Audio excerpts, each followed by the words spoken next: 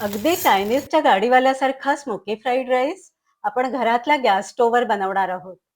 टेस्टला आणि दिसायलाही अगदी तसाच. आणि हो, कढईमध्ये फायर कशी आणायची तेही आपण या व्हिडिओमध्ये बघणार आहोत. तर व्हिडिओला शेवटपर्यंत बघा. स्वागत आहे तुम्हा सर्वांचं संगीताच्या मुतपाकखान्यामध्ये.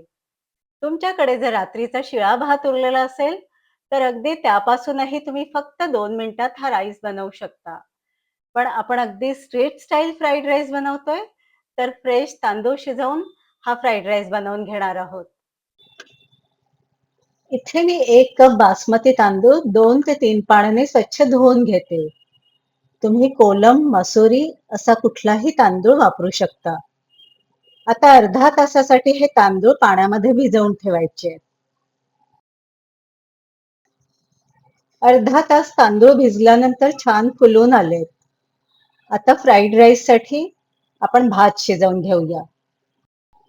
एका पॅन मध्ये तांदळाच्या कमीत कमी तिप्पट पाणी घालून या पाण्याला उकळी आणून घ्यायची आहे.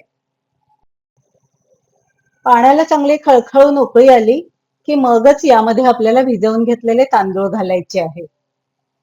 पाणी आता छान उकळायला लागले. यामध्ये मी थोडं मीठ घालून घेते. आता यामध्ये भिजवलेले तांदूळ घालायचे. तांदळामध्ये अर्धा चमचा लिंबाचा रस किंवा व्हिनेगर घालून घ्यायचं आणि मिक्स करून घ्यायचं. यामध्ये अर्धा चमचा मी तेलही घालून घेते. त्यामुळे भात छान मोकळा मोकळा होतो. हा भात आपल्याला रोजच्या भातापेक्षा थोडा कमी शिजवायचा आहे. तांदूळ शिजायला लागले की ते असे वर तरंगायला लागतात. मध्ये मध्ये तांदूळ हलवत राहायचे. 5 मिनिटांनी भाताची थोडी शीतं हाताने दाबून बघायची. भात अजून पूर्ण शिजायचा बाकी आहे, तर थोड्या वेळासाठी मी अजून शिजवून घेते. पुन्हा थोडा भात बाहेर काढून 1-2 शीत मी बोटांनी असे चेपून बघते. आता बघा हा भात पूर्ण शिजलाय. तुम्ही एखादा दाणा खाऊनही बघू शकता. मी गॅसची फ्लेम बंद केली आहे. आता चाळणीवरती हा भात आपल्याला उपसून घ्यायचा आहे. चमच्याच्या मदतीने हा भात असा सुटा सुटा करून घ्यायचा. तुम्ही बघू शकता किती मोकळा भात झालाय. आता चाळणीच्या खालचं जे पाणी आहे ते मी बाजूला करून घेते. ही चाळणी एका ताटलीवर ठेवून देते आणि आता भात गार होऊ देते. गार झालेला भात मी एका बाउलमध्ये काढून घेतलाय. तुम्ही बघू शकताय अगदी फडफडीत मोकळा भात बनून तयार झालाय. फ्राईड राईस साठी लागणाऱ्या भाज्या बघा. मी पाव कप बारीक चिरलेली फरसबी, पाव कप गाजर, पाव कप मक्याचे दाणे, अर्धा कप बारीक चिरलेला कोबी घेतलाय. पातीचा पांढरा कांदा आहे तो अर्धी वाटी घेतलाय. गार्निशिंग साठी कांद्याची पात घेतली आहे. लाल, पिवळी, हिरवी सिमला मिरची पण घेतली आहे. सगळ्या रंगाच्या सिमला मिरच्या नसतील तर फक्त हिरवी सिमला मिरची घेतली तरीही चालते.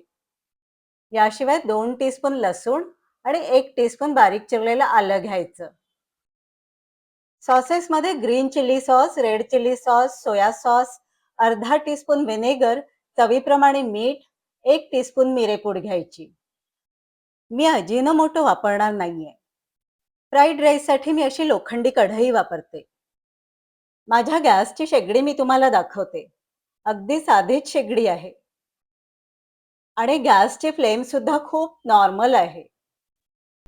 बऱ्याच जणांना असं वाटतं की घरच्या गॅसवरती चायनीजच्या गाडीवाल्यासारखा फ्राईड राईस बनवता येत नाही. घरातल्या गॅस स्टोव्हवरच कढईमध्ये फायर करून स्मोकी फ्राईड राईस कसा बनवता येईल हे तुम्ही आता या व्हिडिओमध्ये बघाल. कढई मी हाय फ्लेम वरती गरम करायला ठेवली. आता यामध्ये मी सगळ्या बाजूने भरपूर तेल घालून घेतलंय. तेल कढईमध्ये सगळ्या बाजूने पसरवून घ्यायचं. कढई चांगली तापू द्यायची. कढई तापल्यानंतर हे सगळं तेल आपण काढून घेणार आहोत.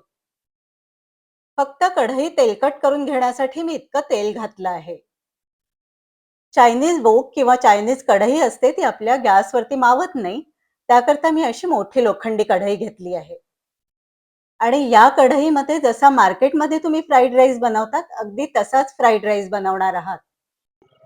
फायर जरी नाही बनवली तरी कढईला धूर येईपर्यंत तापू द्या आणि मग फ्राईड राईस बनवा. तोही फ्राईड राईस छान होतो.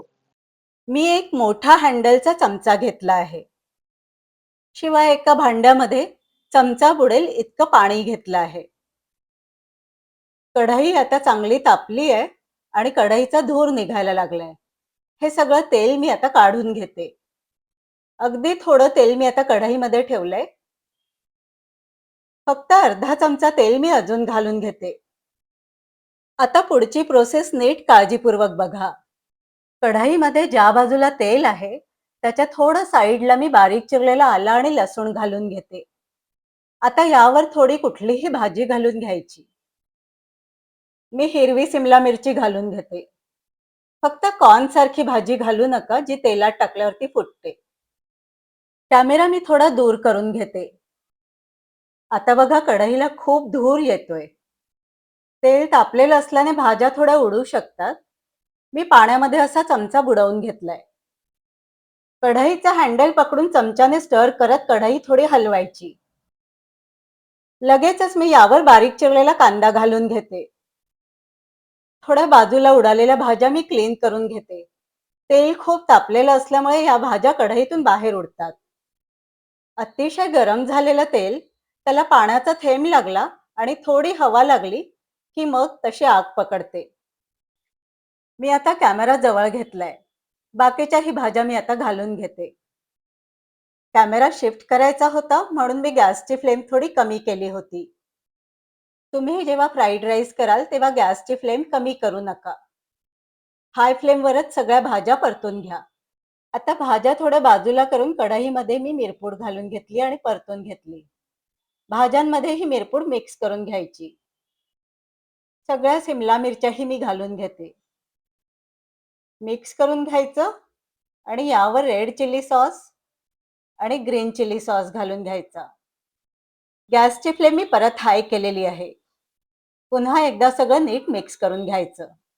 आता यावर गार केलेला भात घालून घ्यायचा आणि त्यावर आपल्याला सोया सॉस घालायचा आहे.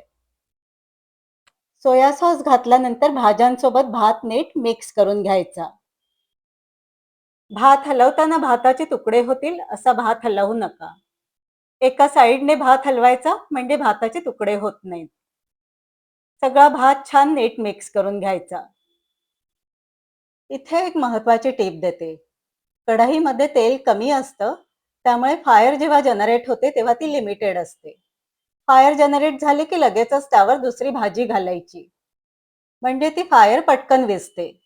तुम्ही सोबत एखादं झाकणही ठेवू शकता आणि जर वाटलं तर झाकण ठेवून द्या. फ्राईड राईसमध्ये मीठ घालून घेऊया आणि अर्धा चमचा व्हिनेगर घालून घेऊया. सगळं छान मिक्स करून घ्यायचं. फ्राईड राईस असा खालून वर नीट मिक्स करायचा. मिक्स करत असताना भाताचे तुकडे होणार नाहीत याची काळजी घ्यायची. तुम्हाला जर टॉस करता येत असेल तर टॉस करून घ्या.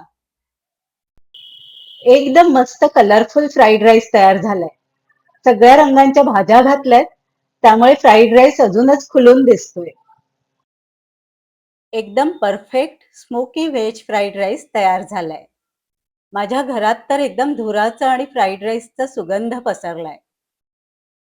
तुम्ही एकदा तरी हा फ्राईड राईस करून बघा आणि तुमचे फीडबॅक मला कमेंट्सद्वारे कळवा. फ्राईड राईस प्लेटमध्ये सर्व करून घेऊया आणि त्यावर कांद्याची पात घालून गार्निश करून घेऊया.